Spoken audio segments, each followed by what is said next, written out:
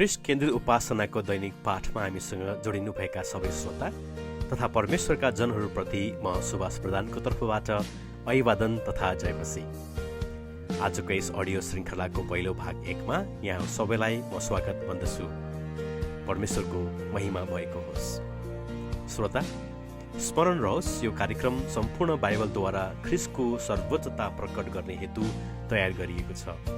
हाम्रो यस सानो प्रयासबाट परमेश्वरको वचनको प्रकाशले हामी सबैमा धर्मशास्त्र बुझ्ने समझ मिल्न सकेको होस्, साथै ख्रिस्टको सुसमाचारको महिमाको ज्योतिले हाम्रा हृदयहरू प्रज्वलित भई परमेश्वरलाई सर्वाधिक प्रेम गर्ने आराधकहरू तयार हुन सकेको होस् भन्ने हाम्रो प्रार्थना र आशा रहेको छ।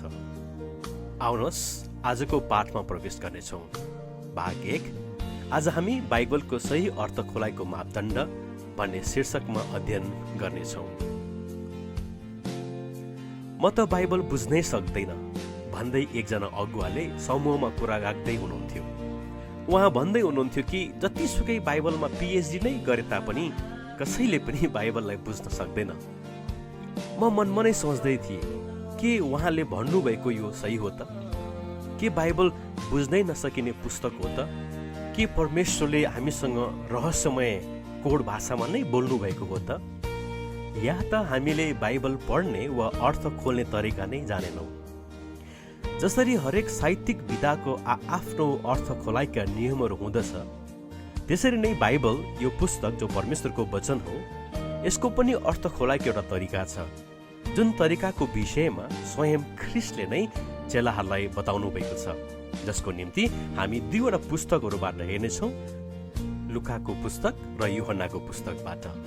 लुका 24 अध्यायको 25 देखि 27 को खण्डलाई हामी हेर्नेछौँ, जहाँ यीशु भन्नुहुन्छ, उहाँले तिनीहरूलाई भन्नुभयो, यी अबुझ मानिस हो, तिमीहरूका हृदय यति सुस्त भएको छ कि अगमवक्ताहरूले भनेका कुराहरू विश्वास गर्दैनौ? के ख्रिस्टले यी कष्टहरू भोग्नु र आफ्नो महिमामा प्रवेश गर्नु आवश्यक थिएन र? श्रोता, अहिले भर्खरै पढेको खण्डको पृष्ठभूमिमा हामी के देख्दछौँ भने येशू प्रभु आफूले अगमबाडी गर्नु भए अनुसार तेस्रो दिनमा बौरी उठ्नु भएको छ। केही चेलाहरूले उहाँलाई देखेका पनि छन्, विशेष गरिकन स्त्रीहरूले, र उहाँको यो आश्चर्य कर्म भएको तेस्रो दिनमा केही चेलाहरूसँगै उहाँ बाटोमा हिँड्दै जाँदा ती चेलाहरूले येशूलाई चिन्न नसकिकन चेलाहरूले आफ्नो शङ्का, आफ्नो अविश्वास प्रकट गरेको हामी देख्दछौँ। त्यही सन्दर्भमा येशूले यहाँ भन्दै हुनुहुन्छ, यी अबुझ मानिसहरू हो, तिमीहरूका हृदय यति सुस्त भएको छ कि अझै पनि तिमीहरू कुरा बुझ्दैनौ कि ख्रिस्टले चाहिँ कष्ट भोग्नु पर्ने र आफ्नो महिमामा प्रवेश गर्नुपर्ने कुरा अगमवक्ताहरूले नै भन्दै आइरहेको थियो। अनि यति कुरा भन्दै 27 पदमा हामीले हेर्यौँ भने, तब मूसा र सबै अगमवक्ताहरूबाट सुरु गरेर उहाँले धर्मशास्त्रमा आफ्नो विषयमा लेखिएका कुराहरूको अर्थ तिनीहरूलाई खोलिदिनु भयो। अहिले भर्खरै पढेको खण्डमा हामी के थाहा गर्छौँ भने मूसाको पुस्तक अर्थात् उत्पत्ति, प्रस्थान, लेवी, गन्ती र व्यवस्था र सबै अगमवक्ताका पुस्तकहरू अर्थात् सानो अगमवक्ता र ठुलो अगमवक्ताहरू सबैबाट सुरु गरेर उहाँले धर्मशास्त्रमा आफ्नो विषयमा लेखिएका कुराहरूको अर्थ खोलिदिनु भयो। अर्थात् पुरानो करारको अर्थ खोलाइको तरिका भनेको ख्रिस्ट येशूलाई देख्नु पर्ने रहेछ। अर्थात् अगमवक्ताको पुस्तकको अर्थ खोलाइको मापदण्ड भनेको ख्रिस्ट येशू नै हुनुहुँदो रहेछ भन्ने कुरा स्वयं येशू प्रभुले बताउँदै हुनुहुन्छ। जब प्रभुले यो बताउँदै गर्दै हुनुहुन्थ्यो, 32 पदमा हामी के देख्छौँ भने, तब तिनीहरूका आँखाहरू खुले, 31 पद, र उहाँलाई तिनीहरूले चिने। अनि तिनीहरूले यसरी भन्दछ, तिनीहरूले आपसमा भने, उहाँ हामीसँग बाटोमा बातचित गर्नुहुँदा र हामीलाई धर्मशास्त्रको अर्थ खोलिदिनु हुँदा के हाम्रा हृदय प्रज्वलित भएका थिएनन् र? प्रियहरू, यीशु ख्रिस्टले आफ्नो चेलाहरूलाई धर्मशास्त्रमा आफ्नो विषयमा अर्थ खोलिदिनु भइसके पछाडि चेलाहरूको हृदय प्रज्वलित भएको छ। अर्थात् हामी यहाँ के देख्छौँ भने प्रभुले यसरी भन्नुभएको होला, सायद उत्पत्ति पल्टाउनु भयो अनि भन्नुभयो, ल हेर यहाँ यो मेरो बारेमा हो, प्रस्थान पल्टाउनु भयो होला अनि भन्नुभयो, ल हेर यो मेरो बारेमा हो, लेवी मेरो बारेमा हो, गन्ती मेरो बारेमा हो, मेरो विषयमा हो भनेर प्रभुले बताउँदै हुनुहुन्थ्यो। तपाईँले अझै 44 पदमा हेर्नुभयो भने श्रोता, यसरी लेखिएको छ धर्मशास्त्रमा, उहाँले तिनीहरूलाई भन्नुभयो, तिमीहरूसँग हुँदा मैले बोलेका वचनहरू यिनै हुन्, अर्थात् मूसाको व्यवस्था, अगमवक्ता र भजनका पुस्तकहरूमा मेरो विषयमा लेखिएका सबै कुरा पूरा हुनै पर्छ। अहिले पढेको खण्डमा त यहाँ भजन सङ्ग्रह पनि जोडिएको छ। यसको मतलब सम्पूर्ण धर्मशास्त्र पुरानो करारले येशू ख्रीष्टको विषयमा बोलिरहेको रहेछ र पुरानो करारलाई पढ्ने मापदण्ड भनेको येशू ख्रीष्ट हुनुहुँदो रहेछ भन्ने कुरा स्वयं प्रभु येशू ख्रीष्टको व्याख्याबाट हामी थाहा गर्दछौँ। अर्को पनि खण्ड अघि हामीले भनेका थियौँ, यूहन्नाको पुस्तक, हामी 5 अध्यायको 39 पद पढ्नेछौँ। यसरी लेखिएको छ, तिमीहरू धर्मशास्त्रमा खोजी गर्दछौ किनभने यहाँ अनन्त जीवन पाइन्छ भनी तिमीहरू ठान्छौ। मेरो विषयमा गवाई दिने तीनै धर्मशास्त्र हुन्। हेर्नुहोस् त श्रोता, पुरानो करारका धर्मशास्त्रहरूले नै येशूको गवाई दिइरहेको छ भनेर स्वयं प्रभुले भन्दै हुनुहुन्छ। 40 पद, तापनि तिमीहरू जीवन प्राप्त गर्न म कहाँ आउन इन्कार गर्छौ। अझ रोचक विषय त तलपट्टि छ, 45 पदबाट पढौँ न। यो नसम्झ कि म पिताको सामु तिमीहरूलाई दोष लाउने छु। तिमीहरूलाई दोष लाउने त मूसा छन्, जसमा तिमीहरूले आफ्ना आशा राखेका छौ। हेर्नुहोस् त, मूसामा आशा राखेको कुरा। 46 पद, किनभने तिमीहरूले मूसालाई विश्वास गरेका भए मलाई पनि विश्वास गर्ने थियो, किनकि उनले मेरो विषयमा लेखेका थिए। हेर्नुभयो श्रोता, प्रभु भन्दै हुनुहुन्छ, मूसाले मेरो विषयमा लेखेको थिए, अर्थात् मूसाले ख्रीष्टको बारेमा लेखेका थिए। मूसाको पुस्तक भनेको अघि पनि मैले भने उत्पत्ति, प्रस्थान, लेवी, गन्तीको व्यवस्थामा मूसाले येशूको बारेमा लेखेको थियो भनेर स्वयं येशू प्रभु बताउँदै हुनुहुन्छ।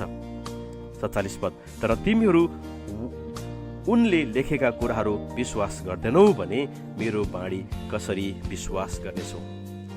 श्रोता, अहिले भर्खरै पढेको यो 2वटा खण्डबाट हामी एउटै निष्कर्षमा के पुग्दछौँ भने पुरानो करार, विशेष गरिकन पुरै बाइबलको सारलाई अध्ययन गर्ने, पुरै पाठ गर्ने तरिका भनेको येशू ख्रीष्टको क्रुसको मृत्युलाई स्मरण गर्नु हो।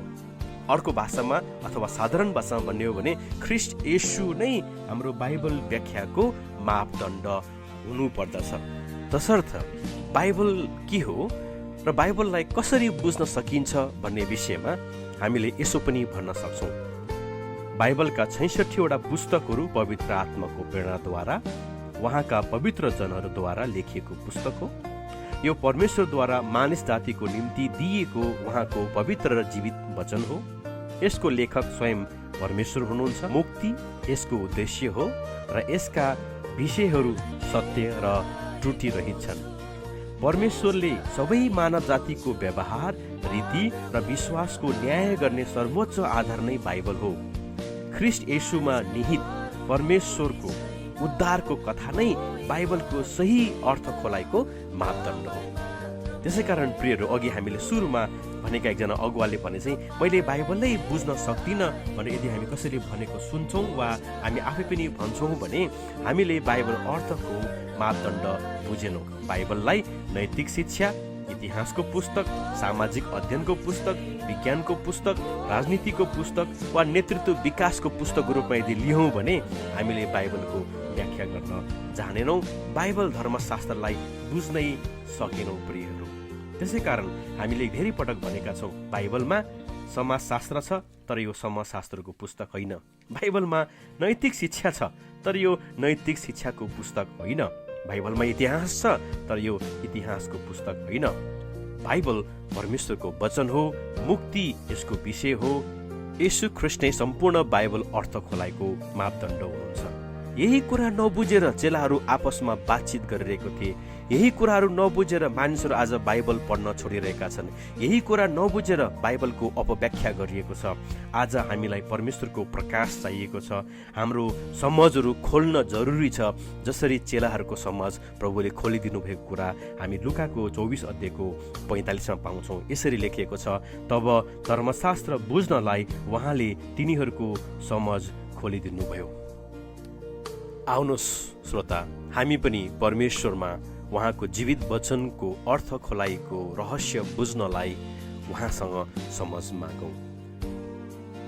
महान परमेश्वर, तपाईको जीवित वचनलाई बुझ्नको लागि हामीलाई चाहिने समझ तपाईँ प्रभुले आफ्नो आत्माद्वारा हामीलाई दिनुहोस्, ताकि हाम्रा हृदयहरू तपाईको वचनको प्रकाशले प्रज्वलित होस्। हाम्रा मन र मस्तिष्कमा, दिल र दिमागमा तपाईँ प्रभुको प्रेमलाई बुझ्ने हृदय तपाईँ परमेश्वरले दिनुभएको होस्। यो अध्ययनबाट तपाईँ परमेश्वरले हामी सबैलाई आशीर्वाद गर्नुभएको होस्। यीशु प्रभुको नाममा धन्यवाद।